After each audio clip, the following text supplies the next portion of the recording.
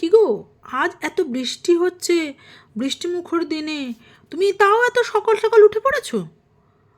একটা কাজ করো, বলে দাও বরঞ্চ তোমার অফিসে যে আজকে ভীষণ বৃষ্টিপাত হচ্ছে, আজকে তুমি বেরোতে পারবে না।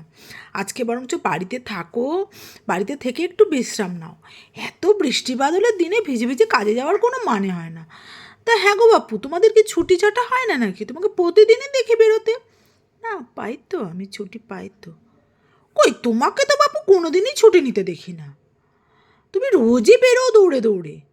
তা আজকে একটু বৃষ্টি বাদলের দিনে একটু বেগুনি ভাজো, খিচুড়ি করো, করে খাও, খেয়ে বিশ্রাম করো।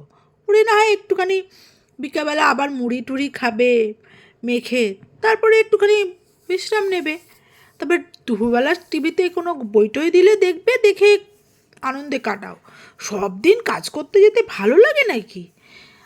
আমি তো বাবু বাড়িতে থাকলে বেগুনি, খিচুড়ি আর ডিম ভাজা ভেজে খেয়ে দিয়ে গায়ে চাপা দিয়ে ভালো করে ঘুমাতাম। তো তুমি যখন কাজে যাবেই বলছো, তাহলে তো আর কিছু করার নেই, তুমি যাবেই। হ্যাঁ কাকিমা, যেতেই হবে জানেন তো, খুব দরকার, পুজো এসে গেছে তো। আর তাছাড়া ছুটি ছাটা তো পাই আমি। বাবা, কোথায় তোমাকে ছুটি নিতে তো আমি দেখি না গো। যাকগে, তাহলে যাও তুমি কাজে, আমি যাই নিজের ঘরে। দেখি, আমি ভাবলাম তুমি বোধহয় বাড়িতে থাকবে, তাহলে তোমার সাথে একটু গপ্পগুজব করা যাবে। তুমি তো কথাই বলার সময় পাও না।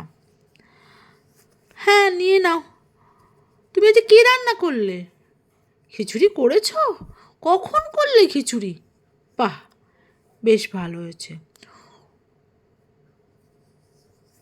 আরেকটু নাও। না কাকিমা, ঠিকই আছে। আমি তো, কই বেগুনি ভাজুনি তুমি? বেগুনি ভেজলে, বেগুনি ভেজে নিয়ে যাও, বা ডিম ভাজা নিয়ে যাও। সাবধানে এসো, রাত্রিবেলা তো আবার রাস্তাঘাট ফাঁকা হয়ে যাবে, অটো পাবে না।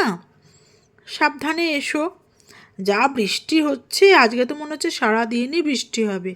আর বৃষ্টি হলেই তো আমাদের এইদিকের অটোগুলো বন্ধ হয়ে যায়। সাবধানে এসো, আর কি বলবো বলো, তুমি তো যাবেই। যার কাজ সেই বোঝে।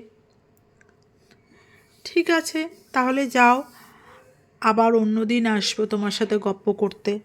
ঠিক আছে, রাখি তাহলে, আসছি, আমি ঘরে যাচ্ছি।